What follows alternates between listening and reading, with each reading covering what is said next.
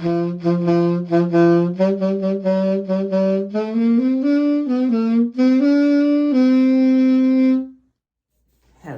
and welcome to the table. I'm your host Teen Wolf, and today I am going to be covering my black and white Aristocrat deck. And for all of you that don't know what a Aristocrat deck is, it's basically just sacrifice every creature on your board and then get all the value in the world from those creatures dying. And today, that is what I'm going to be covering. My new and improved Aristocrats deck. Because once you are an Aristocrat, you are one for life.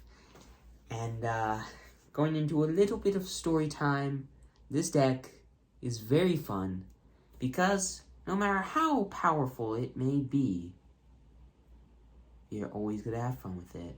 The reason I say that is because 1 year ago, me and my dad were playing on our patio. And he had his Modern Elf deck, and I had my Modern Aristocrat deck. We played against each other. The game lasted way too long. It lasted a whole, 2 hours and 40 minutes. It was stupid. But it was fun. It was a lot of fun. And because of that, because of my attachment to that deck, I am rebuilding it today, just like I did my Firecracker deck. And with this intro aside, let us get into the nonsense that is Aristocrats. Alright, so first we are going to cover the creatures. And there are a total of 28 creatures in this deck. So, let's just dive right on into... 28 creatures in this deck. So, starting off, we have 4 copies of Doomed Traveler. And for a single white mana, it is a 1/1 human soldier that says whenever this card dies, you just create a 1/1 white flying spirit token with flying. So, 1 white mana, 1/1. Good chump blocker, good sack fodder. And when it dies, you make an even better chump blocker that's also really good sack fodder for 1 white mana. Perfect. And then we have 4 copies of a very, very old friend of mine, Serrated Scorpion. Now, this is a card that I wish was reprinted, but sadly is not. And that is Serrated Scorpion, a beautiful little scorpion from Ikoria, which for a single black mana is a 1/2 scorpion that says, whenever this creature dies, each opponent loses 2 life and you gain 2 life. That's pretty solid for just a little 1 black mana scorpion. Now, scorpions are very powerful, but this is just broken for a single black mana common. Now, a single black common that's even more broken than this is Viscera, which I have 4 copies of, and it is just a good old 1/1 vampire wizard that you can just sacrifice any creature you want to scry 1. Sack itself, can sack Serrated Scorpion or Doom Traveler, whatever you want, just to look at the top card of your library. You can keep it on top if you want to, or just put it on the bottom. Just get a little extra card advantage, because why not? Why not, right? Right? Anyway. Next up there is Blood Artist. And I'm just going to say this now. This is easily the best card in the deck. I haven't played this deck yet, but I know for a fact this is the best card in the deck. And for 1 black, Blood Artist is a little 0/1 vampire that says whenever it or another creature dies, not that just you control dies, whenever another creature dies, so your opponents as well, target player loses 1 life, and you gain 1 life. That's pretty solid for just for a little tiny vampire. Pretty powerful. And then there is 4 copies of Cartel Aristocrat, which for 1 white mana and 1 black mana, it's a 2/2 human advisor that allows you to sacrifice another creature, and then Cartel Aristocrat gains protection from a color of your choice until the end of turn. So you can use that just to protect it from a removal spell, which is really nice. Or if you just want to make it an unblockable creature until the end of turn, you can always do that too. But most of the time, you're gonna just want to use that to protect itself from a removal spell, or just for fun. Just to sack a creature in instant speed without tapping it. Right? Just for no reason. Next up, getting past the 4 copies of Cartel Aristocrat, there is 4 copies of Doom Dissenter, which for 1 and a black is a little 1/1 human that says whenever it dies, create a 2/2 zombie creature token. So, like Doomed Traveler, this is a small and cheap creature that when it dies, it makes another creature.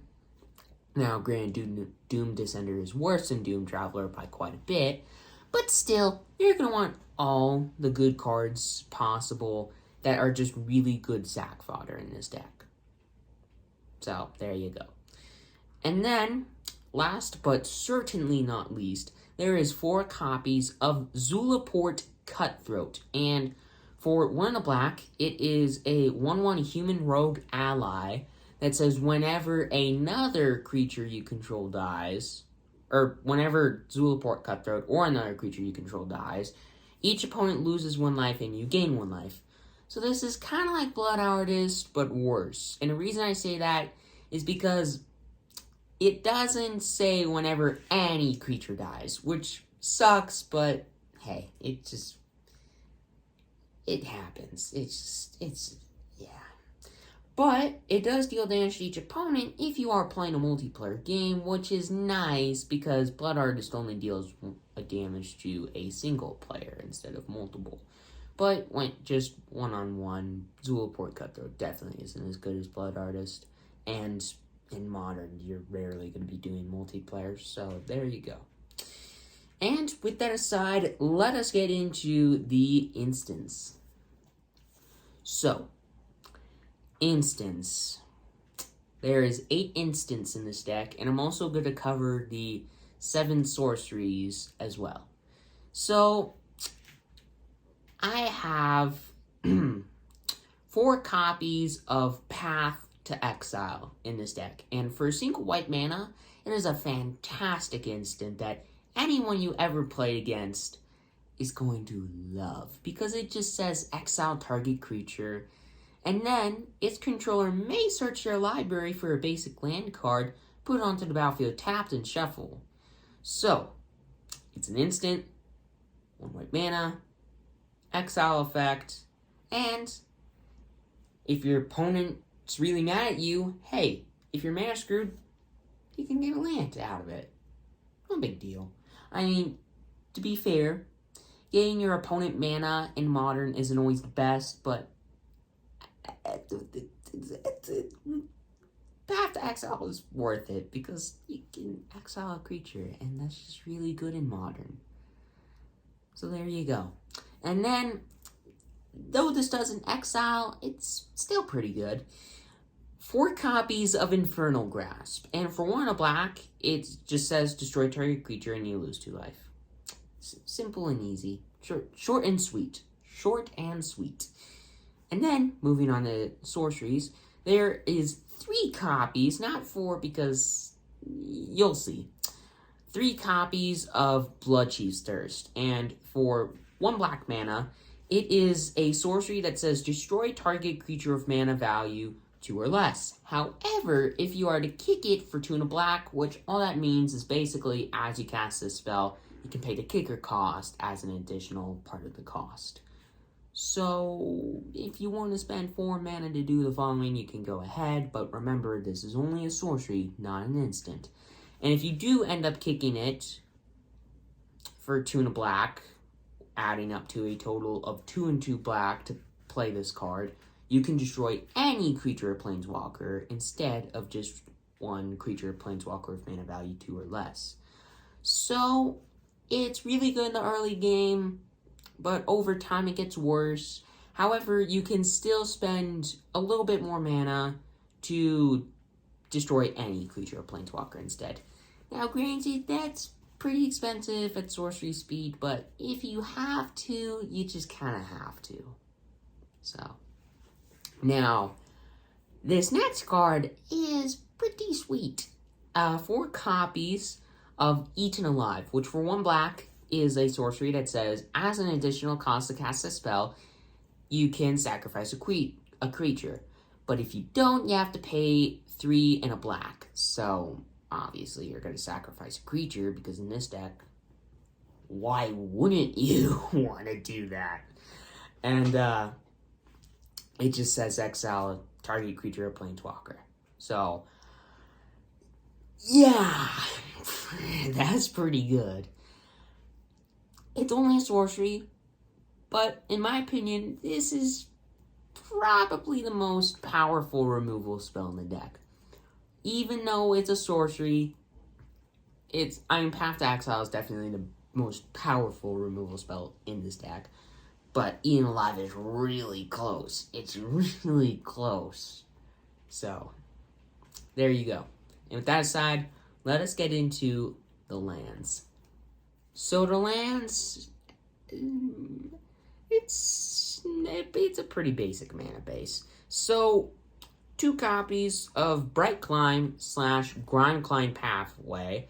And basically, if you play it on Bright Climb Pathway's side, it taps for a white mana. But if you play it on Grime Climb's side, it taps for black. So basically, when you play it, you either can use it like a plains or a swamp. But only a plains or a swamp. So, once you choose, you can't go the other way. So, shucks, but hey.